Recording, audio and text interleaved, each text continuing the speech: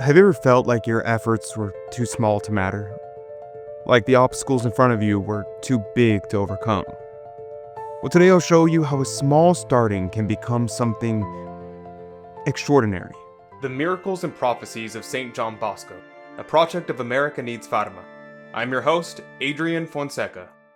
Subscribe for new episodes every Monday, Wednesday, and Friday. Welcome to the Miracles and Prophecies of St. John Bosco. I'm Adrian Fonseca. These videos exist to share timeless wisdom from St. John Bosco that can transform your spiritual life and inspire you to grow closer to Christ and Our Lady. You know that feeling when you're trying to start something important, but everything seems to be against you? Maybe you're trying to launch a new ministry, or start a family tradition, or build something in your community, but the resources aren't there. The timing feels wrong. The obstacles seem insurmountable. That's exactly where Don Bosco found himself in 1846. In today's story, we see how God doesn't wait for perfect conditions to work miracles. He starts with what you have right now. What have you been putting off because you're waiting for the perfect moment? Perhaps now is the perfect time to start. And stick around because later I'll show you how you can help spread these powerful stories to people who really need them. Picture this. It's Easter week, 1846, Turin, Italy. Don Bosco has hundreds of young boys depending on him. Orphans, street kids, boys who have nowhere else to go. He's been kicked out of location after location. The government keeps threatening to shut him down, and he can barely afford food for the boys he already has. And now, he's got 1 week. 1 week to transform a rundown shed into a chapel worthy of Easter Sunday worship. Talk about pressure, right? This is where Signor Pinardi enters our story. Now, you might not know his name, most people don't. But without this man, Don Bosco's entire mission might have failed before it ever truly began. Pinardi had promised Don Bosco that he'd find him a proper home for his oratory. Well, proper might be stretching it a little bit. What Pinardi actually had was this primitive shed, basically 4 walls and a leaky roof. But here's what I love about Pinardi. He didn't just hand over the keys and walk away. When he realized the massive amount of work that was needed, Pinardi called in every favor he had. Masons, carpenters, laborers, everyone he knew. But even that wasn't enough. So you know what he did? He and his friend Pancrazio rolled up their sleeves and got their own hands dirty themselves. Can you imagine? These weren't construction workers. These were businessmen. They saw a need, and they acted. What normally would have taken a month was completed in 7 days. 7 days. They transformed that shed into a chapel with a courtyard for the boys to play in. Nothing fancy. We're not talking about St. Peter's Basilica here, but it was theirs. Finally, after being chased from place to place, Don Bosco and his boys had a home. Easter morning arrives. The altar is dressed with beautiful linens donated by local families. The theologian Carpano, one of Don Bosco's closest friends, has arranged everything just so. The candles, the cross, and a small image of St. Francis de Sales is watching over it all. Don Bosco raises his hands in blessing, and in that moment, something changed. This wasn't just a building anymore. It was holy ground.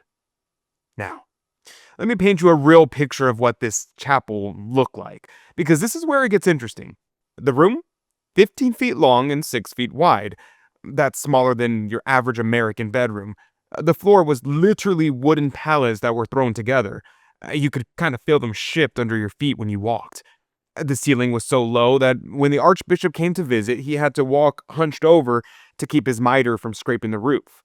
And the pulpit, well, only short priests could really use it without hitting their heads. Are you getting the picture?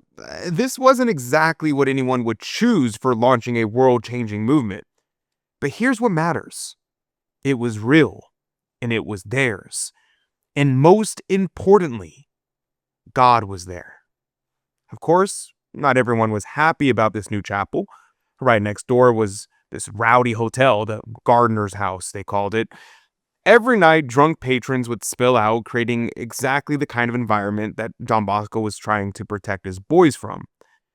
But Don Bosco, he didn't back down. He didn't complain.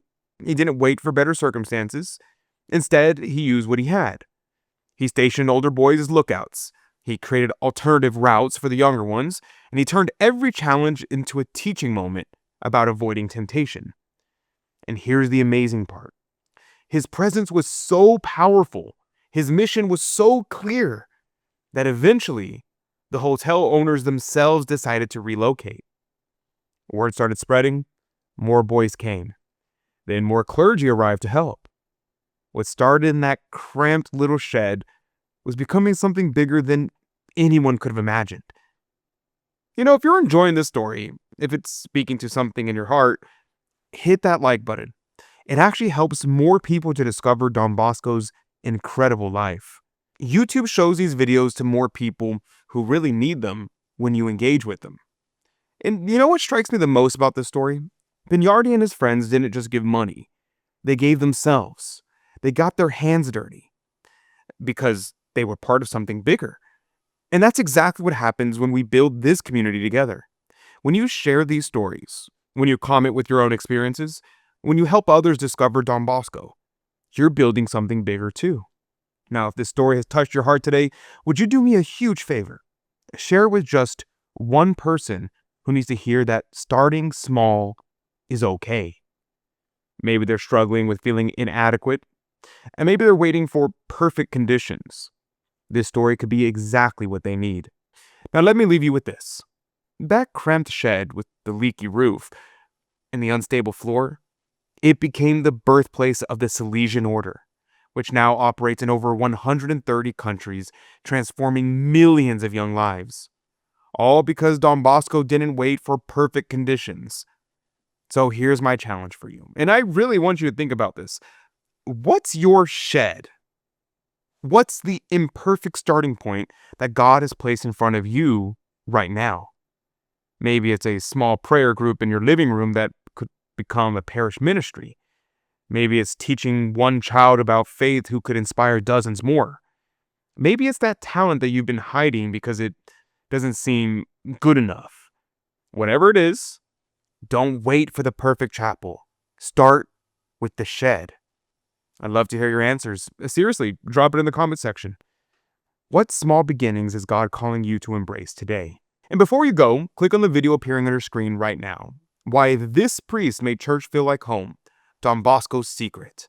You'll discover how Don Bosco created such a welcoming environment that young people couldn't wait to be at church, and the surprising methods that he used that you can apply to your own life. St. John Bosco, pray for us. May God bless you, and Mary Immaculate keep you under her mantle. God love you.